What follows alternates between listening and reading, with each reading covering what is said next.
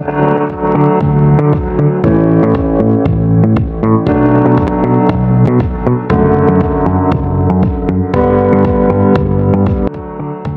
anak-anak semuanya, kali ini kita akan memasuki materi baru yaitu posting jurnal khusus ke buku besar.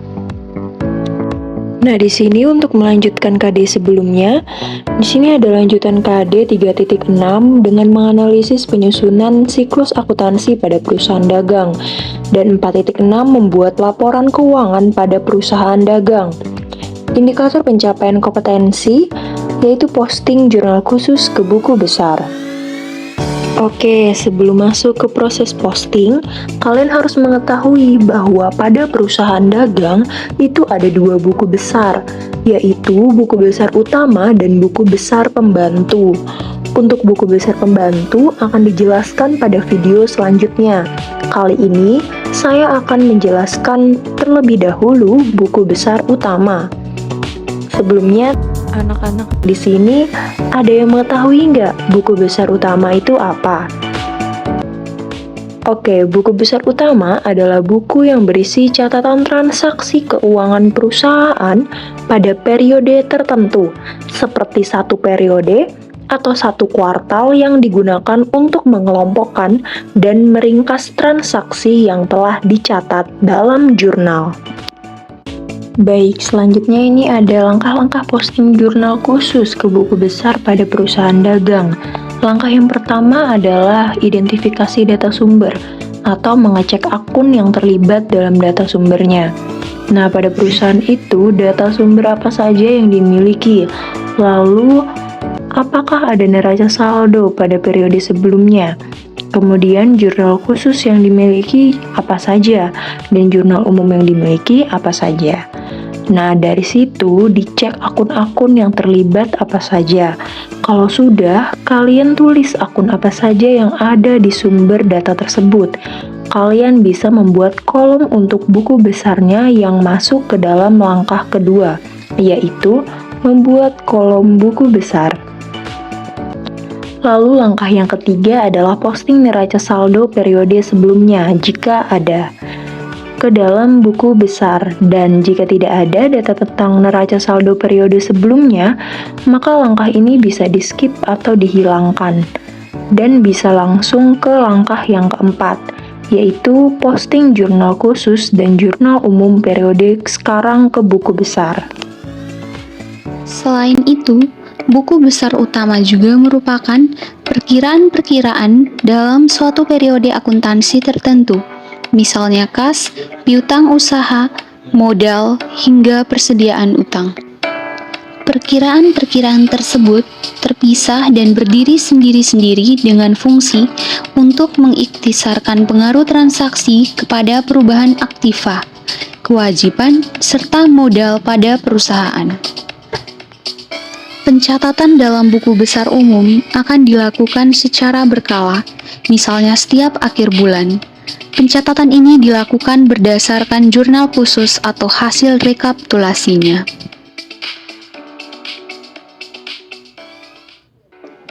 Baik anak-anak, dalam buku besar utama ada istilah khusus untuk pencatatan ini, yaitu posting.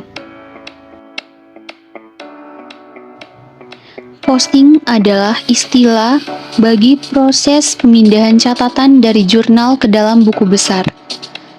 Sebagai sebuah proses, ada tahapan dalam melakukan kegiatan posting. Berikut adalah tahap-tahapannya. Tahap-tahap posting. Pertama-tama dilakukan penutupan terhadap jurnal khusus dengan cara menjumlahkan angka-angka yang ada pada setiap kolom perkiraan. Tahap-tahap posting yang kedua yaitu hasil penjumlahan yang kini ada dalam buku besar, dipindahkan ke dalam buku besar sesuai dengan perkiraan yang dipakai, jumlah debit dan jumlah kredit pada jurnal umum ke dalam kolom debit dan kredit pada buku besar. Tahap selanjutnya yaitu Kolom ref di jurnal khusus diisi dengan tanda checklist atau nomor kode perkiraan. Sementara kolom ref di buku besar utama diisi dengan nomor halaman jurnal. By the way, setiap jurnal khusus punya kode berbeda loh teman-teman.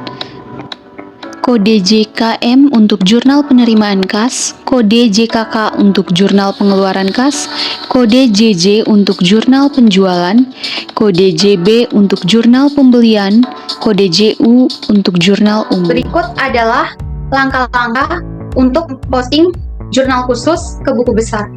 Yang pertama adalah identifikasi data sumber. Dan kebetulan data pertama pada contoh kasus yang kami berikan memiliki neraca saldo pada periode sebelumnya, yaitu periode 31 Desember 2020. Nama akun yang diisi bisa dijadikan pedoman untuk membuat buku besar periode sekarang ini. Lalu data kedua, toko Sembako Raya ialah memiliki data jurnal khusus periode 31 Januari 2021.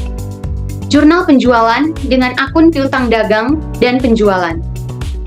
Yang ketiga, ada jurnal pembelian. Nah, akun yang terlibat ada pembelian, peralatan, dan utang dagang. Yang keempat, data selanjutnya yaitu jurnal penerimaan kas, dan akun yang terlibat ada kas, potongan penjualan, piutang dagang, penjualan, dan modal. Kemudian, data pada jurnal pengeluaran kas dan akun yang terlibat utang dagang, pembelian, beban sewa, perlengkapan, prive, kas, dan potongan pembelian. Data yang terakhir yaitu jurnal umum dan akun yang terlibat ada utang dagang, retur pembelian, retur penjualan, piutang dagang, prive, dan penjualan.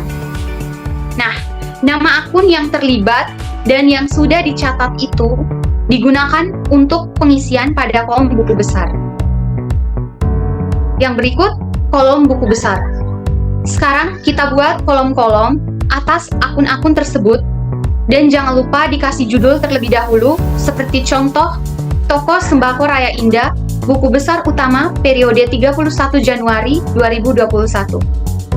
Nah, ini ada kolom kas, kemudian asuransi dibayar di muka, piutang dagang, dan jangan lupa juga untuk nomor akunnya ditulis terlebih dahulu. Nomor akun dapat dari mana? Didapat dari neraca saldo periode sebelumnya yang didata tadi. Dan informasi tambahan dalam membuat akun-akun ini, kalau bisa diurutkan sesuai dengan tingkat likuiditasnya. Contoh kolom-kolomnya dapat diperhatikan pada tayangan ini ya.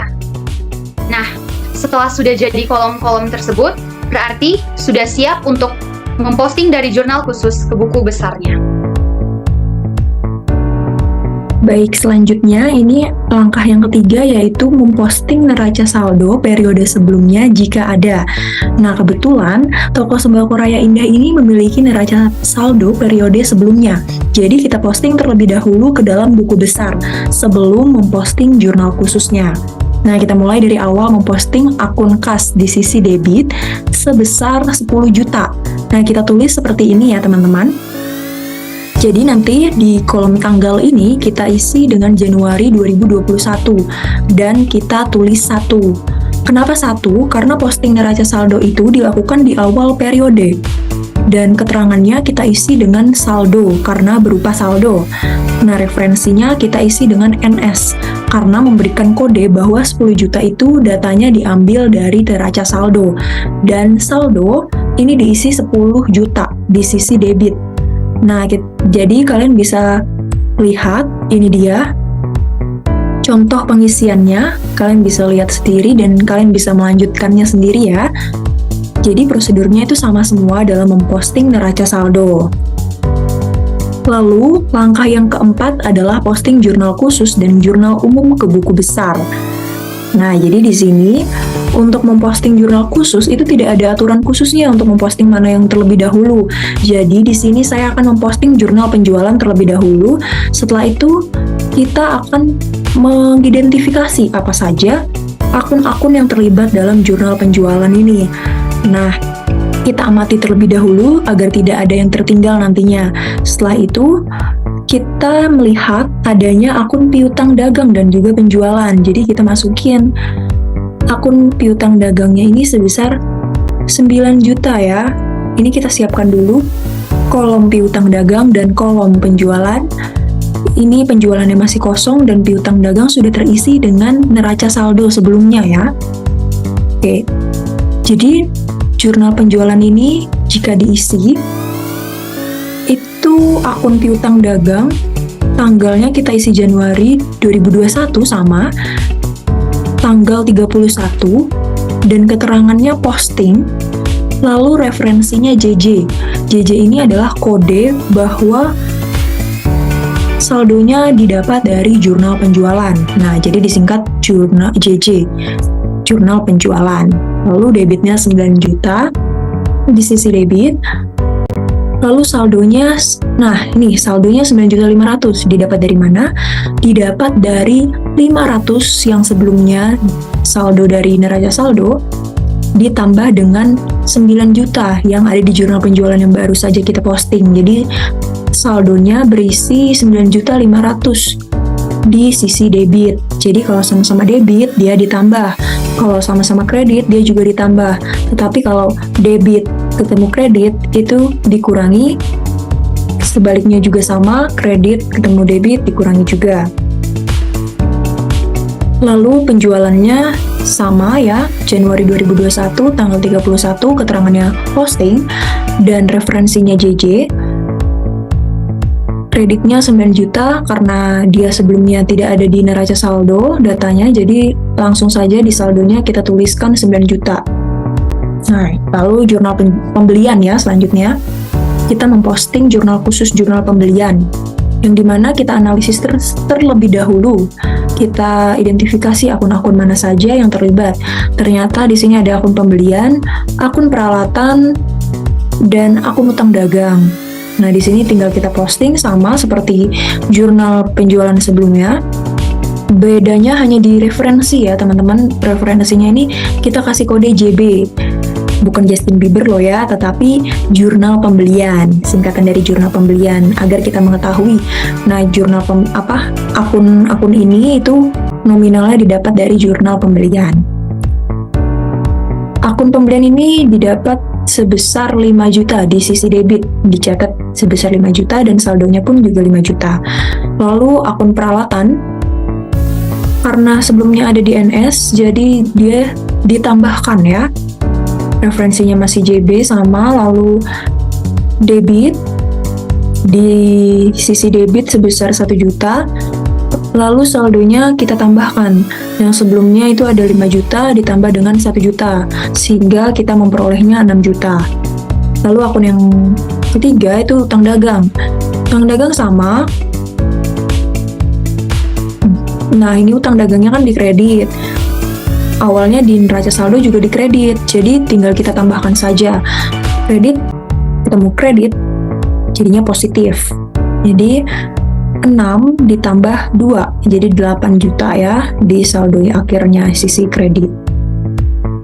Nah, oke, jadi saya juga memberitahu bahwa setelah kita memposting ke buku besar, jurnal pembelian itu juga harus dikasih keterangan nomor akunnya ini untuk memberikan tanda bahwa akun tersebut itu sudah diposting ke dalam buku besar, sehingga meminimalisir agar tidak terjadi kesalahan.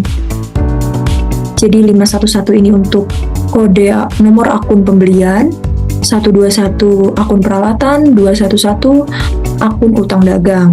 Jadi kita sudah mengetahuinya ya, 3 akun ini sudah diposting. Nah, ini juga di jurnal penerimaan kas, itu sama juga, kita memposting akun kas, piutang dagang, potongan penjualan. Lalu juga ada akun penjualan dan juga modal nonaraya. Nah, tinggal kita posting seperti yang sebelumnya. Dan jangan lupa juga kita tulis lagi untuk keterangan bahwa dia sudah diposting. ke buku besar. Jadi kita taruh nomor akun-akunnya. Lalu untuk jurnal pengeluaran kas juga sama prosedurnya. Jadi kita tinggal, teman-teman semuanya bisa melihat pada layar monitor ini, teman-teman juga bisa melihat bahwa yang sudah di-upload, yang sudah diposting, itu bisa kita taruhkan di sini ya, nomor akun-akunnya. Tuh. Dan keterangan referensinya itu JKK yang menandakan jurnal kas keluar. Jadi itu menandakan bahwa nominal ini didapat dari jurnal pengeluaran kas, sehingga diberikan referensi kode JKK. Kalau JKM itu tadi jurnal kas masuk. Jadi itu memberikan tanda bahwa nominal tersebut didapatkan dari jurnal kas masuk atau jurnal penerimaan kas. Lalu yang terakhir kita memposting dari jurnal umum. Nah, jurnal umumnya juga sama teman-teman, seperti memposting jurnal khusus yang lainnya. Bedanya di referensi kita berikan kode JU yang berarti jurnal umum.